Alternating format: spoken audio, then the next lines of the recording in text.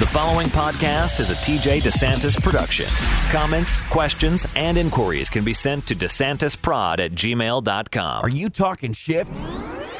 We are. It's time for the We're Talking Shift podcast. Now. Here to talk shift are your hosts, Loree Bischoff and Candace Parisi. We're Talking Shift. Hello, I'm Loree Bischoff. Welcome to We're Talking Shift podcast, the podcast where we talk shift because we believe the antidote to feeling stuck is found by shifting our thinking and learning to listen to our gut. Today, I'm going to be talking about going rogue with a special guest, Cathy Anello. Cathy is the author of the book, 6 Months to Live, Making Each Day Matter, and she's also co-host of the very popular podcast called Best Life Cafe. Welcome to We're Talking Shift, Cathy. How are you? I am so good this morning. Yay. What makes it such a good day? I don't know about you, but I love Mondays. Mondays are my favorite day of the week. Not my favorite day of the week. However, I am always grateful to have another day. And I honestly think that is what I always wake up. I'm lucky enough I have a window where I get to watch the sunrise every morning out of my window. Mm-hmm. And there's no other moment you can have but gratitude for that. Like, yay, I have another day. I woke up. I have another chance. And Monday's always a good chance to like write it out for the week and really get yourself going. But I love weekends, so it's really hard for me to love Mondays as well. Yeah, I mean, I love weekends too. I like them for a different reason, I guess. I mean, I'm sure you feel like this too, but it's like every day has its own personality, right? Absolutely. I love that. Yes. Yeah. Monday feels like a Monday and a Friday feels like a Friday. And, Saturday, Sunday, each day to me really has their own personality. And the only ones that are kind of like twins or triplets are like Tuesday, Wednesday, Thursday. The rest are all very unique for me. And Mondays. I have never heard such a great analogy. I loved that. That was good. I'm like, I got to write that down somewhere. I love that. Yeah. Absolutely true. So, Friday is always, everybody loves Fridays because it signifies for most of us, the end of a work week, and you're going to, just move into a different state of being now for the evening and hopefully for the next day or two. So I love that, of course. And, you mix it up and you're usually a different routine. But then on Monday, the reason I love Mondays is because I feel like every Monday is almost like opening a new book that you're super excited to read. Like it always feels like, what am I going to do new or create or discover this week? It's like a beginning of a next chapter kind of thing or a new book. You know what I mean? Mm-hmm. Yeah. I absolutely know. That was great. Loved it. So I'm so excited that we had this opportunity to get on and talk together. I wanted to tell you that I went back and I listened to a podcast that you did with your co-host in July called what was it? Your authentic. Here it is. Are you living an authentic life? Mm-hmm. And I'll tell you why that one caught my attention. I mean, it looked like, there were a lot of good ones, but I grabbed that one because I have this thing about words and phrases and concepts that are trendy. It's kind of like fashion. There's always fashion trends, and there's slang trends. There's food trends. I mean, 15 years ago, you never saw Brussels sprouts on a menu anywhere, and now they're everywhere. It's like the food du jour, right? Well, and I think that I feel like concepts and words and phrases have the same thing going on. So living your authentic life and being authentic is one of those trendy concepts. Yeah, no, I get that. I totally get that. And so what happens is, it's like right up there with being vulnerable and the holistic and all of those things that are now really, really trendy topics. And they're all trendy for a reason because they're Oh yeah, amazing. valid, completely valid topics. But I understand right. what you're saying exactly. Like Yeah. the catchy title is right. like, so if somebody wants to hashtag authentic, then they can, find, you can find anything you want on being authentic. You can find anything you want on, those subjects when you use those trendy titles. Yeah. I get it. Yeah. And then what happens, though, I think a lot of times is when it gets so trendy that they almost start to get the concepts or the words start to lose the real meat and juice of their meaning. And that's why I clicked on your podcast about it, because I was like, if you asked 20 people right now what that means to them, I think you'd get some similarities, but 20 different answers. They get watered down. And so I was super excited to listen to your podcast, because in my mind, I'm thinking, okay, how are they going to define it? And you did in several different ways with different examples. And I was like, oh yes, that's awesome. And so I love that. Thank you. We're pretty spontaneous. I'm thinking, gosh, I don't even know what I said. But if you ask the same questions, they'll probably be answered the same way. Yeah. Well, I was going to say, how do you define it? I don't know if you have like a succinct way that you define it or how it means for you. But that's one of the things I was just going to ask you real quick. I really do have a definition for being, living your authentic life. And that is because I have also lived an undercover life. And when I say undercover, I mean that there were things that I kept hidden and things that I wouldn't discuss with people. And as I started to move into what it would be like to always tell the truth every time and show up exactly how I felt and was feeling at every time, that my life was different. And then I felt like physically different. Mm-hmm. Yeah. So it was really about shifting into just being, like we used to say, tell the microscopic truth. And when you take the word microscopic, it basically means this is what's real and there's no sugarcoating. Yeah. That is an interesting way to look at it. Yeah. And it really frees you up to just be who you are, and then people are either going to accept you or they're not. And so it's just kind of, it just allows you to live authentically because you're owning up to what's true for you. And hopefully there's people who can work through it with you, and some people can't. And then you find that out too. Yeah, I've had that experience a couple times in my life where you thought you had a business relationship or a friendship or whatever the relationship was, and then when the other person saw some sides of you that maybe they either just were not aware of or just decided that they didn't like anymore, or for whatever reason you stopped showing up the way that they thought you should, and man, I was dropped like a hot freaking rock. Yeah. And it was a surprise. And when I was younger, naturally that was hard to understand, confusing, and somewhat hurtful. As an adult, now I'm like, okay, well, now I know what you're all about, and that's all. It's all good. Saved me a lot of time. Thank you very much. Yeah. So that's why if you live that authenticness, then it just makes life easier to bear. Like it's easier because it's clean, and I can't live my life any other way now. Even when sometimes I'd rather I believe disclosure is a choice, and there's a time and place for every conversation in your life. But I think that at the end of the day, if someone asks me a question, I am no longer interested in hiding my truth. Yeah. And did you find that, getting to that point, was it for you kind of like flipping a switch, or was it definitely an incremental process? It was honestly the universe exposing me. That's really what it was. I mean, and there's a lot to that. I guess that's a pretty deep statement, but the truth is that there was things that came to surface that I could no longer publicly deny. And as a result of that, it's just sort of forced me to just say, okay, well, here I am. Then here I am. This is what you get. This is what I live with. This is what I've done.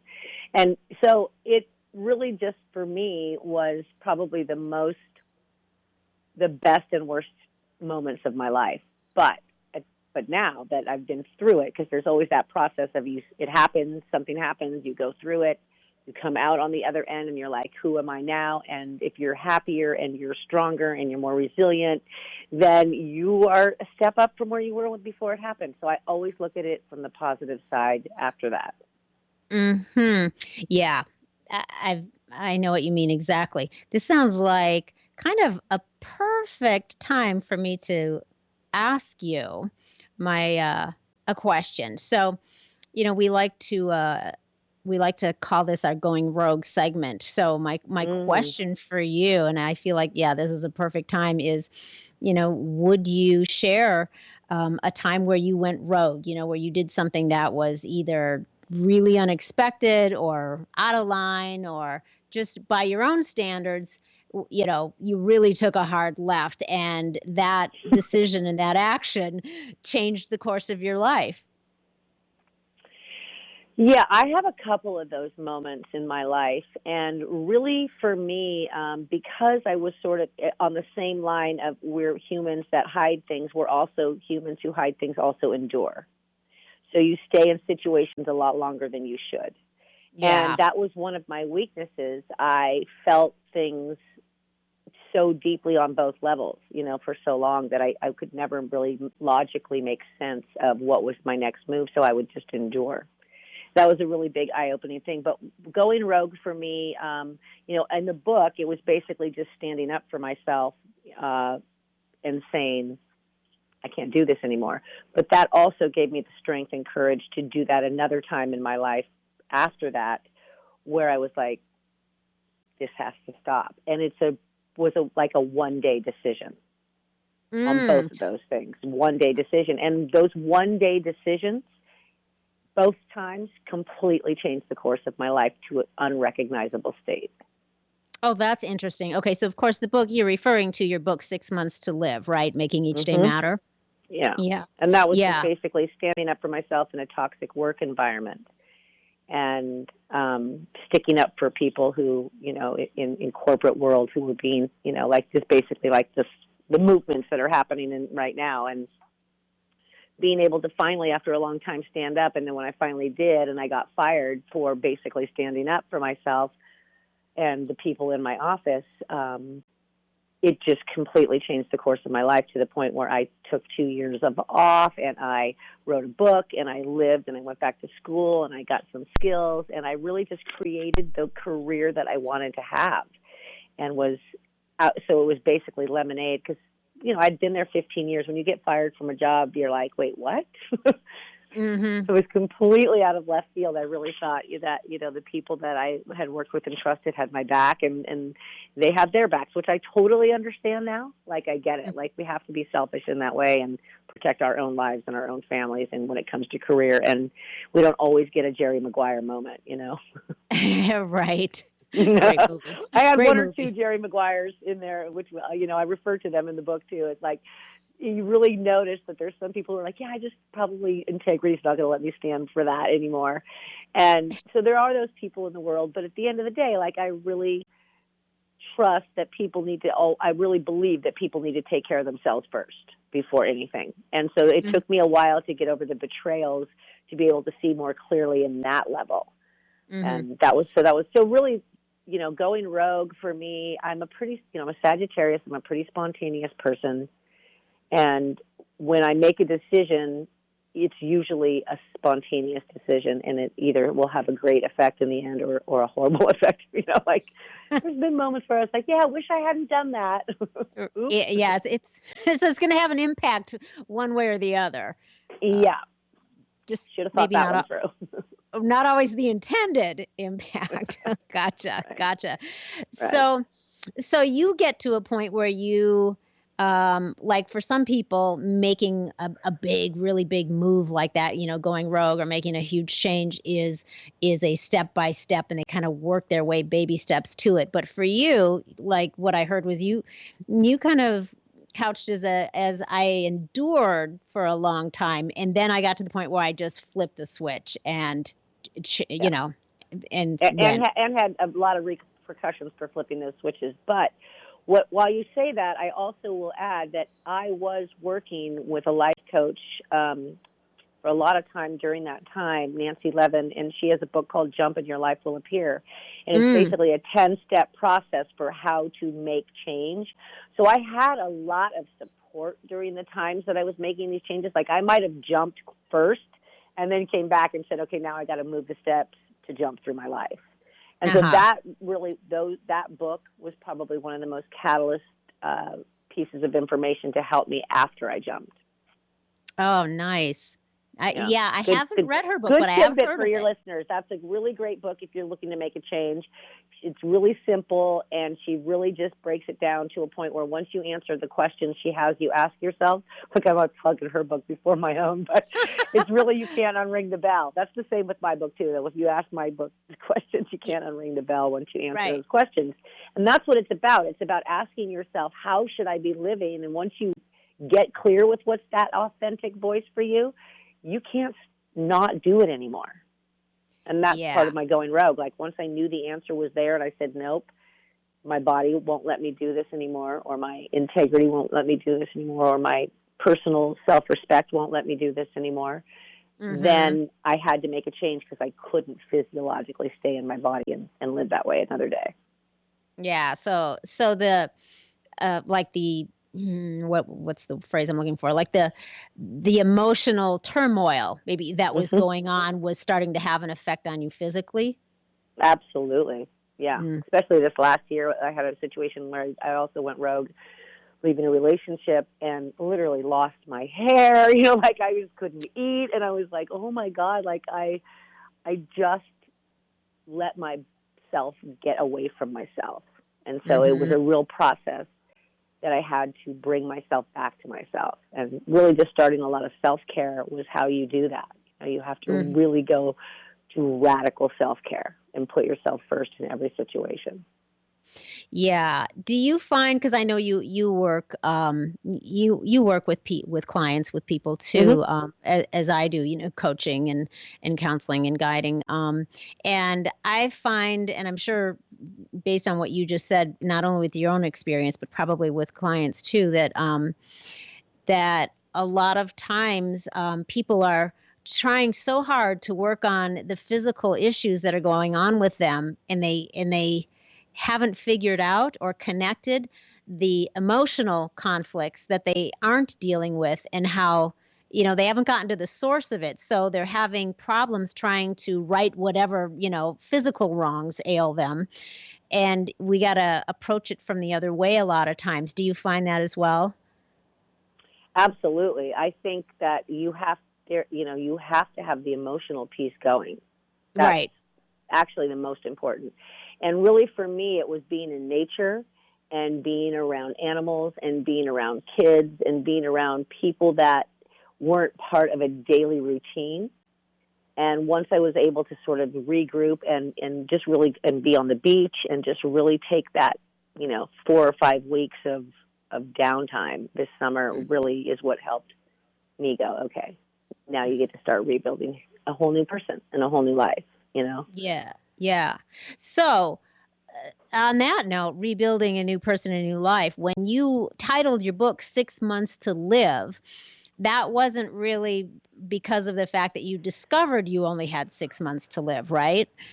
It was not. It is a very misleading title. And, it's a very funny story because my brother, who's a writer, he called me up after I had the title and I had registered it with the, IBS. And he said, you can't name it that because it's morbid. And I said, well, the truth is I really wanted it to be an impactful enough title that people thought, if I only had 6 months to live, would I live this way? And when you realize that you wouldn't do a lot of the things that you were doing, if you only could really just go, okay, on, June 6th, we're done, it's hard to not live that way because you have to grab those moments of joy. You have to spend that time with those family people that you love so much. You have to be able to say, no, I'm going to go ahead and leave an hour early so that I can take some self-care or go to the gym or make myself happy for this hour in the day.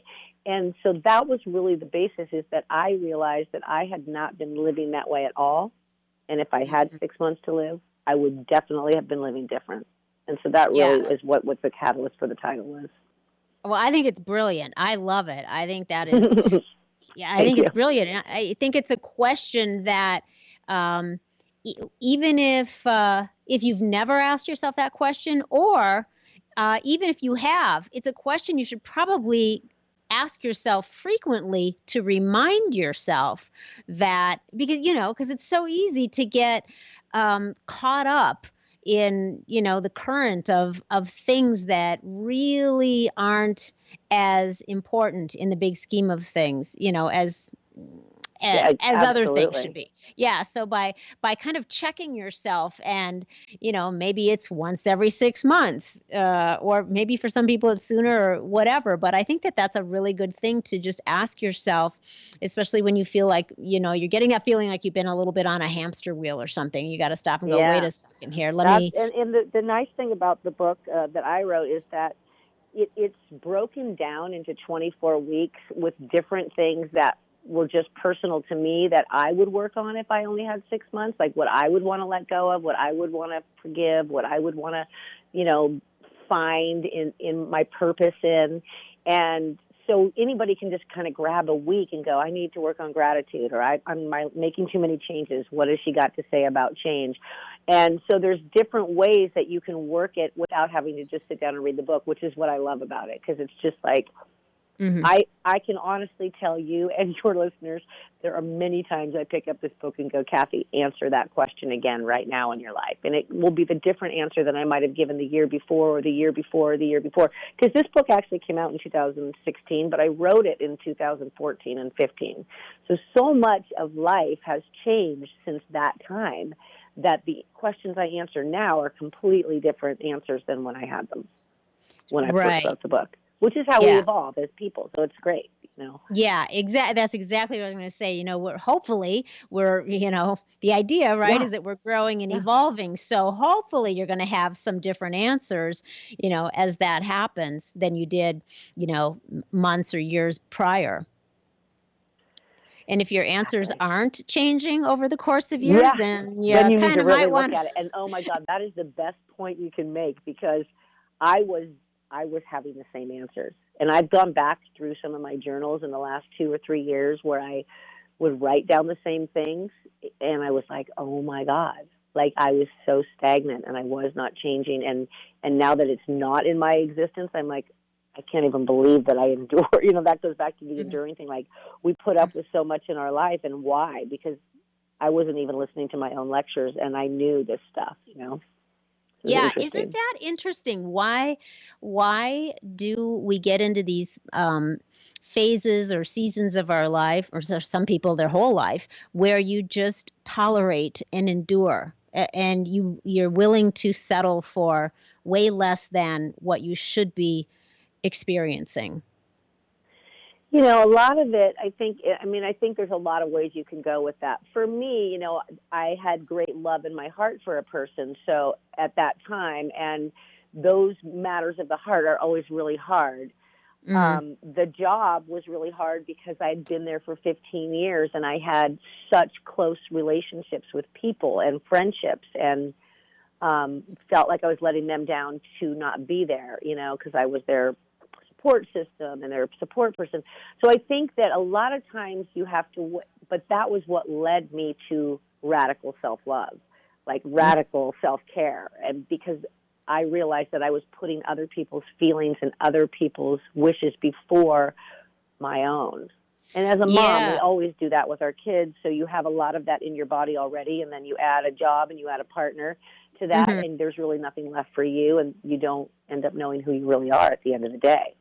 And so that's kind of what just happened for me. And I'm like, wow, okay, Cathy care.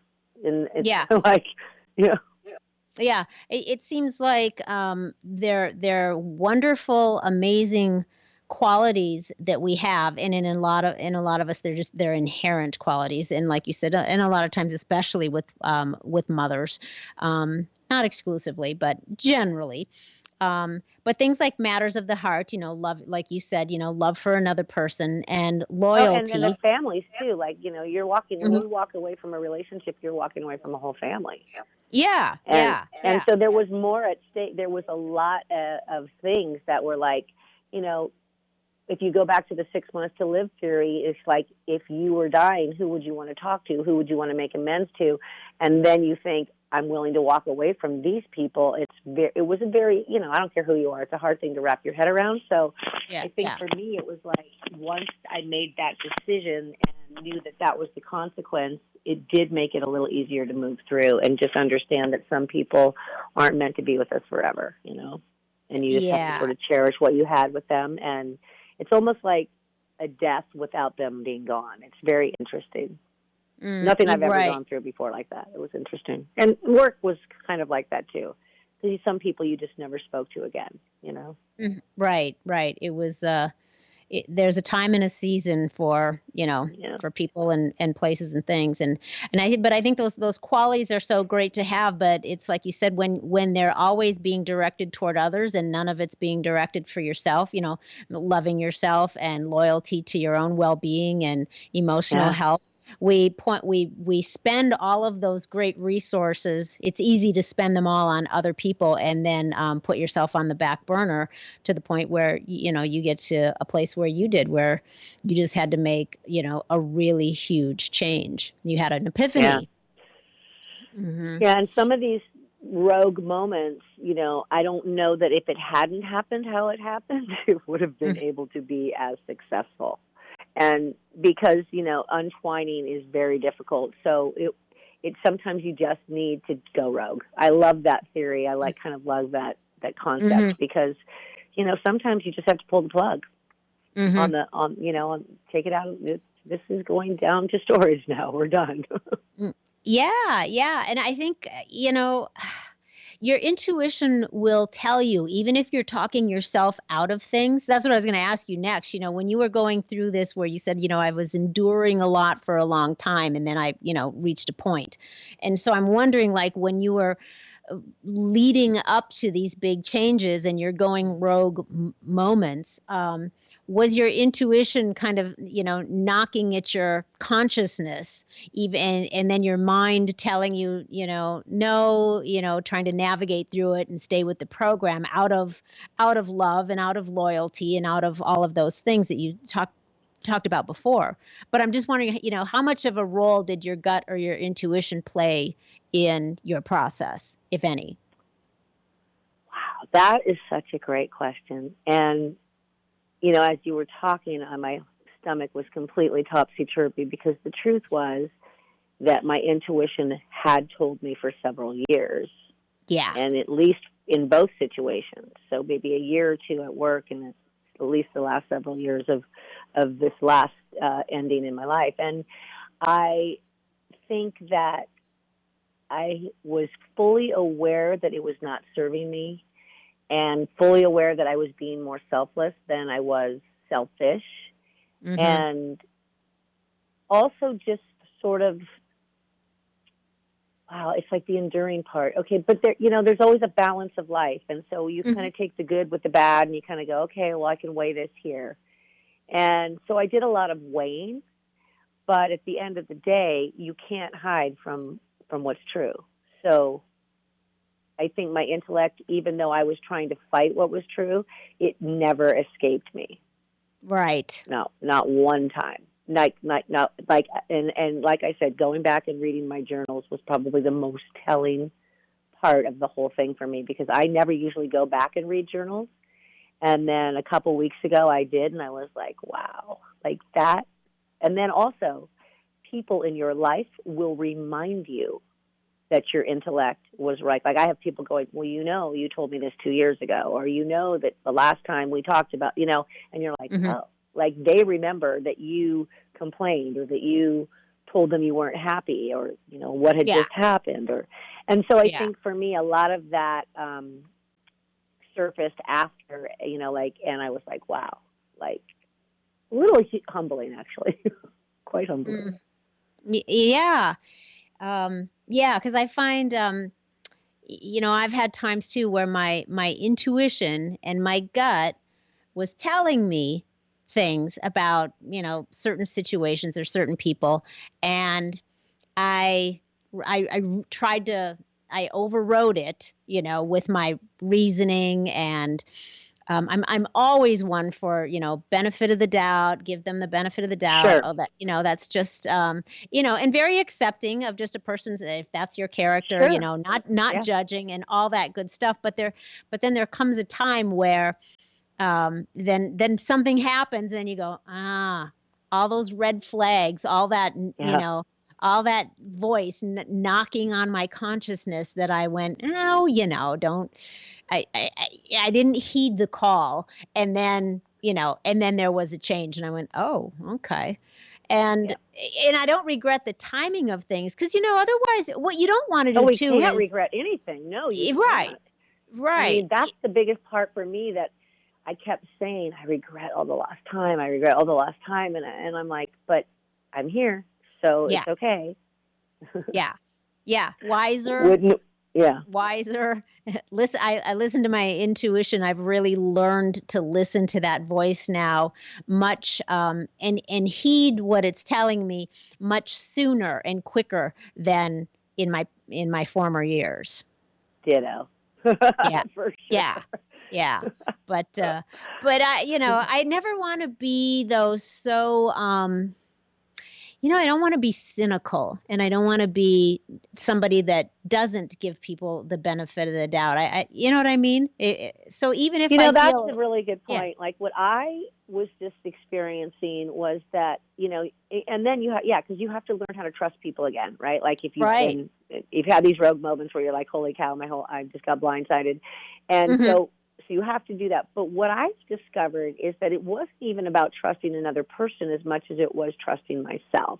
Yes. And now being able to distinguish what and who earns a spot in my life. And that was the biggest piece for me in the last month. I was like, do you deserve to be here? Are you making an effort? Are you that person? Are you making me feel bad? Are you, and so I was like, that's it. That's it right there. Yeah. And I think you nailed it in when you said, do you make me feel? It's the feelings will tell you, right? Yeah. The way you feel is the barometer. That's how you know, even Absolutely. if you can't like logic it out or reason it out, or it's not like glaringly obvious, but there's a feeling there. The feeling right there, that's how you measure where that person should have rate I totally in your life. agree with that. Like it's your gut talking to you and telling you that right. This is right and this is wrong. And it's really just for me now about, just earning that right and really recognizing who I can be myself with and who's going to love me either way and be willing to sort of, understand me and vice versa. So kind of exciting new chapter of my life I'm moving into. I'm looking forward to the next 6 months. I try to keep it in 6 month increments, Yeah. So do 6 month increments. I think that's good. And it's right in alignment with your whole and just seasons, change and people change in seasons and a lot of things like in June, there'll be a completely different vibe than there is in December, and it's just interesting. It's kind of like the personalities of the day. There's personalities of months for me. Yeah, it's true. I think there really is. And, like we were talking about earlier, not everybody is meant to, not everybody's a lifetime assignment. Not everybody's meant to be in your life for your entire life. There are people and experiences that come along with those people that are only that have a very specific purpose is what I feel like, and sometimes they're very brief and sometimes, they're a lifetime and sometimes, they're somewhere in the middle, in between. In between, right. Mm-hmm. And I think just being able to roll with that is very freeing. Yeah. What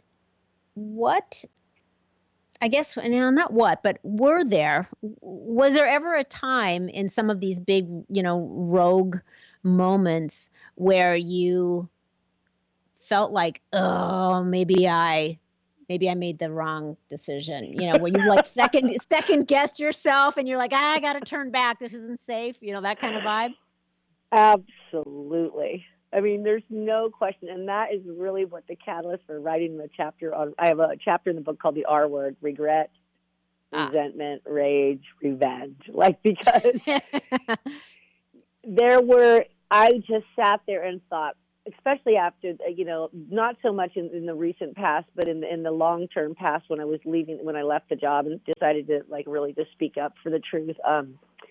I really started to, after I was unemployed and everybody went to school and work, and I was sitting there going, holy cow, what am I going to do? I really regretted it. And it was so much easier. It would have been so much easier to stay going to work from, 8 to 5 every day and collecting that paycheck and enjoying, somebody telling you were incompetent. And so there were those moments where I regretted it. But now as I look back, I couldn't even think that I would have spent one moment longer than I did.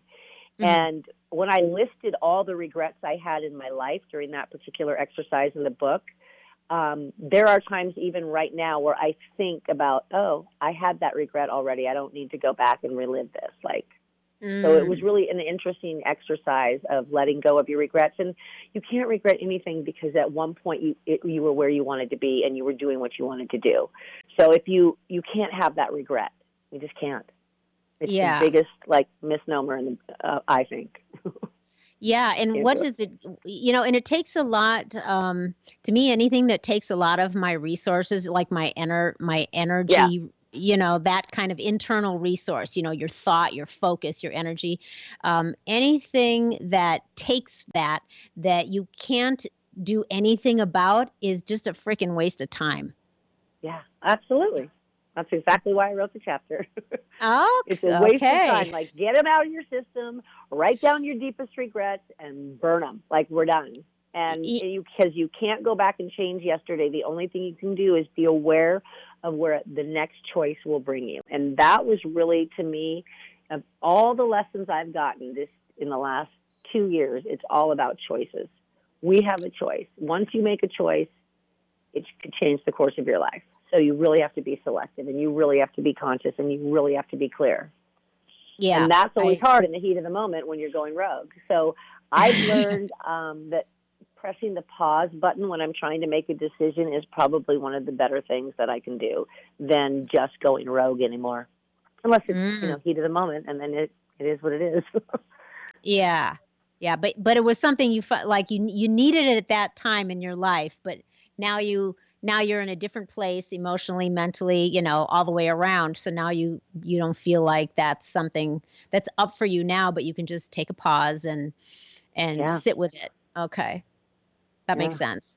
That makes sense. I think, and sometimes, that's the way it is, when you are kind of evolving into the next version of yourself, sometimes it takes something more extreme to shake you out of the place you've been in, because we're creatures of habit, and that includes the way we think. And so sometimes you just got to really shake it up and shift, as we like to say. You really got to shift in order to get into the next gear and move into that next phase. And it is something maybe more extreme than it would be at another time of your life. Yeah, absolutely. So if there is one, what would you say was maybe the biggest lie or bullshit rule that you had to overcome in order to get to the point where you felt empowered enough to live life on your own terms, or authentically, shall we say? Wow. Boy, that's I'm just the little emoji saying, Interesting right? question. Let's see. The biggest lie I told myself. Or maybe it's not a lie. I would just say the biggest lie I've told myself is that things would change, or people would change, or people were capable of changing, because osmosisly I could rub off on them. And that is probably the part of my life that was able to help me endure, because I'm like that little, my son says my biggest downfall is that I love too much, and my biggest asset is that I love too much. So Ooh, I've always good. been like, look at the bright side, the dandelion flower, everything's beautiful. But Yeah. I always kind of would, push away that. So the biggest lies I've told myself is that I have control over other people, how other people are going to act, what choices people are going to make. And really, it's probably the most freeing thing in the planet when you just let go of that and say, nope, they're going to be them. They have their own thoughts, their own preferences, their own perceptions, their own reality, their own dreams, their own aspirations, and I really don't have a part in that unless they choose to have me be a part of that. And when I was able to get to that place in my life, I'm not kidding, it just makes my relationships so much easier with people. That's brilliant. And you know why I like that? Because when I was formulating this question, I was thinking of it in the context of, what's the bullshit rule or the lie you had to overcome, maybe that somebody else had planted in your mind, but you came at it from the other way, which was that you told yourself, which I think is actually even more powerful. Because that's usually, that's usually where so much of that comes from, is just the false beliefs and the lies that we've told ourselves. My grandmother had the best wisdom, and so I would probably laugh off of all of her little anecdotes, but some of the stuff she said, like, everything comes out in the wash, and little things that she would say throughout my life have always hung true. So I don't feel like I've ever had anybody else sort of feed me something that I believed, except for maybe that they had my back when they didn't, like that would probably be loyalty in my life were probably the hardest lessons, believing that people loved as much as I did or were as loyal as I was. Yeah, because I think it's easy when we possess certain values, which I would call loyalty, definitely a value. It's easy to assume that other people have that same value, and boy, they don't. Values of integrity and loyalty and just certain things that, if they're your values, you kind of take it for granted. And you assume that other people have them as well, especially if you are compatible in other ways. You just assume that you're compatible in all of those, what your values are aligned to. And boy, when you find out that that's not the case, it's an eye opener. It is, but you have to, then you learn how to surround yourself with those people, and make your tribe are those people that are that way. Like, I have been able to really narrow down the field of people in my life that I know will be there if I need them. And they know I would be there for them. And so that was like the most beautiful thing that came out of the last year of my life. I was like, wow, okay. Like, I guess my circle isn't as big, and how wonderful to know who is important in my life and who thinks I'm important. It was really like the greatest gift to me. Yeah. It really is about quality over quantity. Absolutely. Yeah. I'm blessed. I have some of the greatest people in my life. Yeah, it feels good. It feels good to be able to, I feel like you probably do the same thing. I mean, waking up in the morning and going to bed at night, it's like the first thoughts in my head are always, especially at night, I run through my, my mental gratitude list, and it's always the friends and the family and the loved ones, those quality people in my life that I am so flipping grateful for. And I'm like, oh, what did I do in a past life to get this lucky to have these people as, part of my tribe and part of my family? It's, it never escapes me. Every day I'm so thankful for it. It's so, and if, a lot of people don't, a lot of people don't have that with family, but it doesn't mean that you can't go out and, create your own tribe or family with those like-minded, people with the same values and same. I'm blessed with both. I have a great tribe and a great family. I'm really blessed with a lot of really good people in my life, and who really genuinely care for me. Like, it, and it's just so beautiful. And that's what we need. And that's who, like I was thinking about George, the president who just died, and they said he started his day with 3 eggs and he ended his day with, I love you.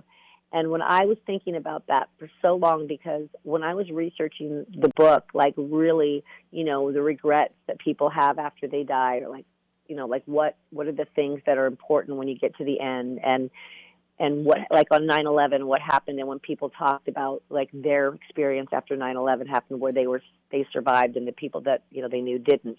And the bottom line was, I just wanted them to know I love them. I just wanted to be able to say I love you one more time. I just wanted to pick up the phone. You think about those people on the airplane calling home. Like it all has always boiled down to, that's at the end of the day what people who care about you care about.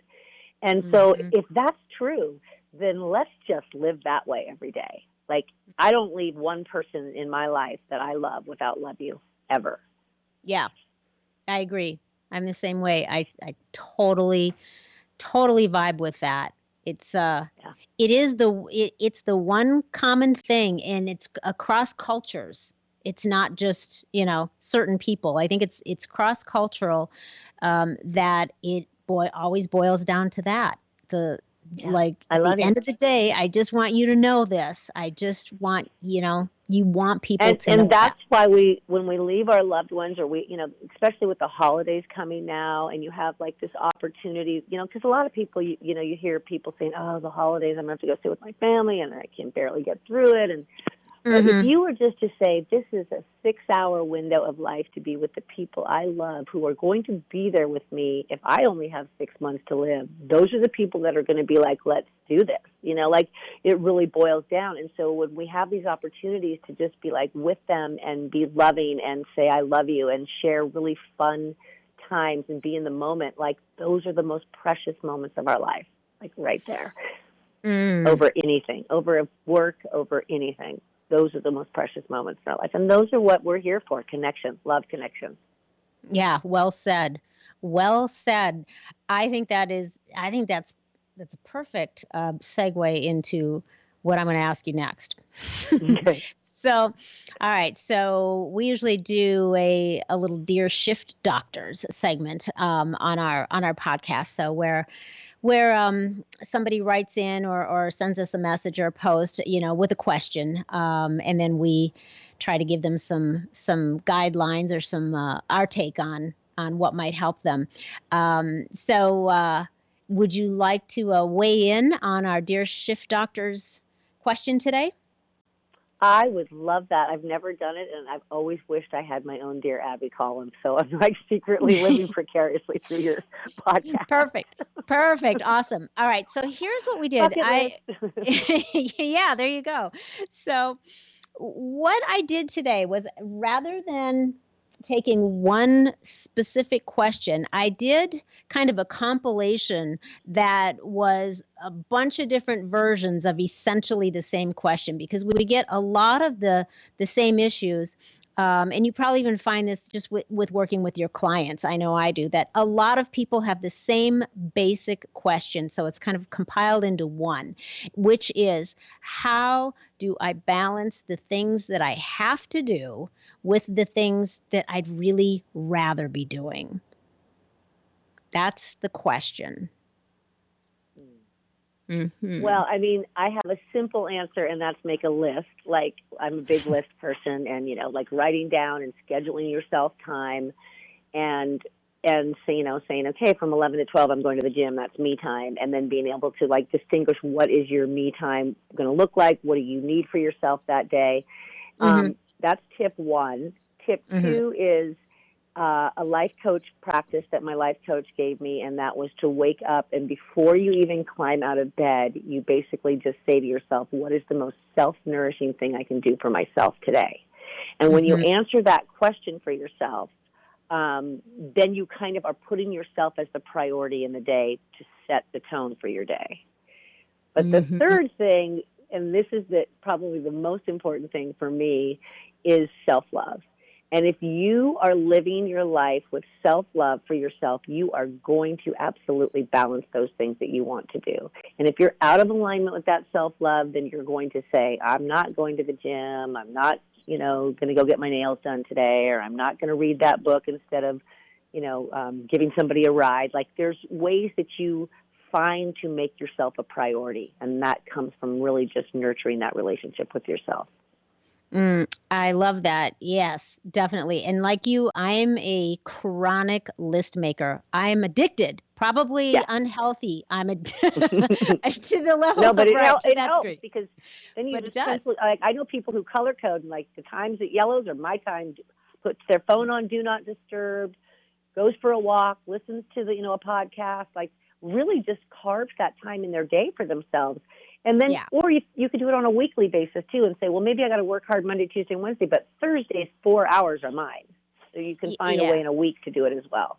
Yeah, yeah. So I do what I do with my list is I divide it into a couple of different categories. So I have what is the absolute, what do I absolutely have to do today that is undeniable. This must be done. And then what do I want to do today? So I have the must do and the want to do. And then I have a what could wait, what's not that important that it can't wait until tomorrow. And I have that part. So I love it. yeah, so that way, if the things in the want to do category, if I'm running out of time or, the balance is just off a little bit, I'm like, okay, I want to do this, but I could easily do that tomorrow when I have time. So I give myself the freedom to move things around so that I can feel good at every hour of my day doing what I'm doing. And then the other thing is I always remind myself that the things that we determine we have to do are still choices. So it's kind of like, well, I have to go to work because I have to pay my bills. There's a good one. I have to go to work. I have to pay my bills. I have to put food on the table. Well, actually, you're choosing to go to work and you're choosing to pay your bills. You could not pay your bills, but how would that feel? Wouldn't that feel worse than going to work and being able to pay your bills? So Right. you're choosing to go to work. You're choosing to be responsible. You've chosen this job. You know what I mean?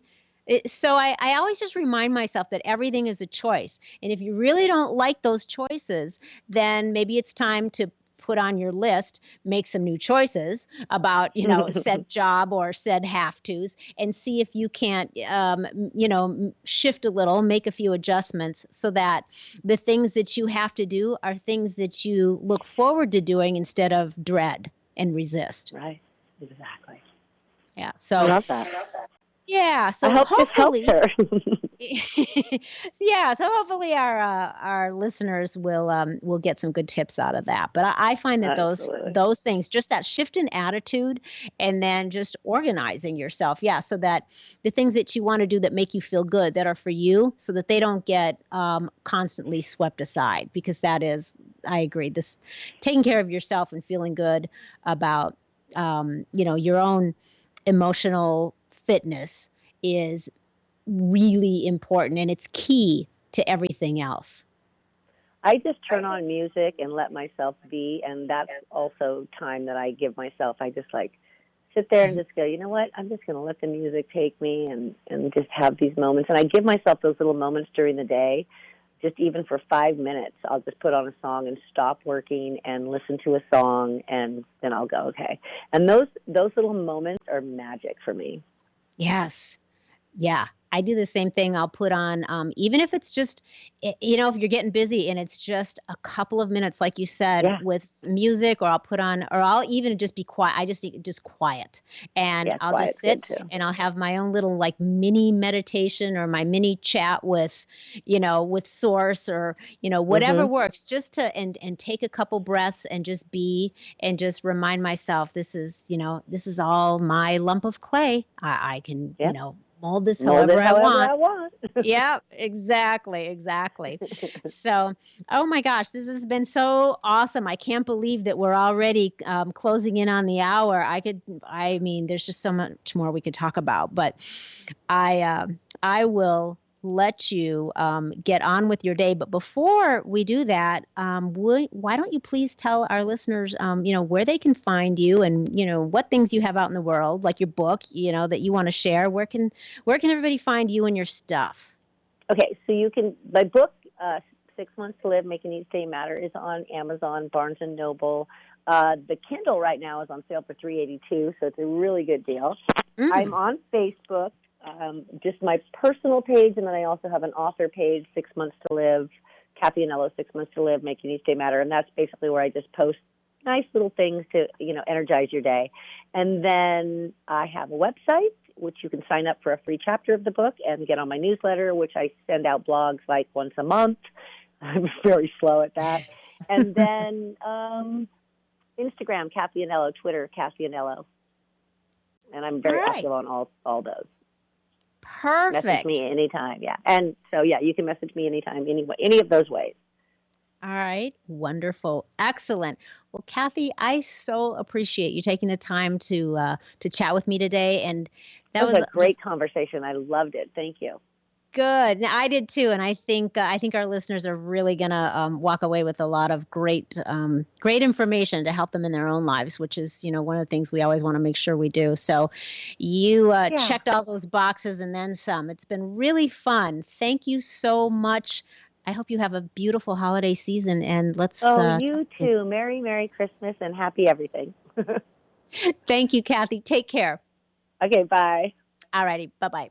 If you enjoy We're Talking Shift, please go ahead and go over to iTunes, please. Leave us some comments, subscribe, and give us a rating if you would. We'd love to see what you have to say. You can also listen by going to patreon.com/Talkin' Shift, where you can also find out more about our Give a Buck movement and join in the movement. We would love to have you.